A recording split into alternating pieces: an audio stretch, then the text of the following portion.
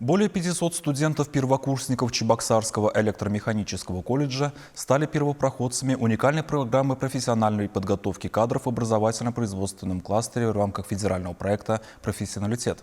В этом году они приступили к обучению по востребованным специальностям современных мастерских на новом высокотехнологичном оборудовании. Важную роль в реализации проекта сыграли предприятия-партнеры.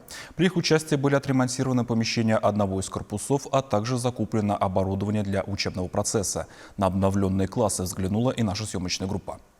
Модернизированные классы и мастерские, оборудованные современной техникой, важные составляющие качественного обучения. В стенах Чебоксарского электромеханического колледжа состоялось открытие учебно-производственного комплекса в образовательно-производственном центре. За годы сотрудничества с электромеханическим колледжем предприятия группы компаний АБС Электро наладили хорошие партнерские связи. Так, в этом учебном году компания оснастила лабораторию материаловедения.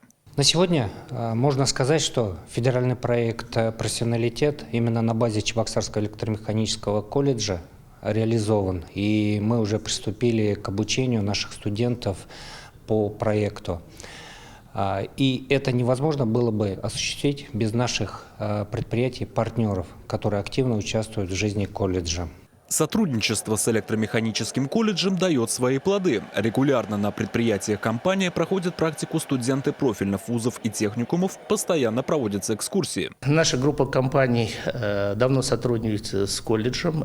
Студенты колледжа не только проходят стажировку и практику, но и после окончания учебы устраивается на работу на предприятии группы компании АБС Электро. В АБС Электро подчеркивают, что поддержка образовательного учреждения будет продолжаться и впредь, так как в условиях дефицита квалифицированных кадров принципиально важно создавать комфортные условия для обучения студентов и, начиная с первого курса, проводить планомерную работу по профориентации. Михаил Нагоркин, Михаил Солин, Вести Чувашия.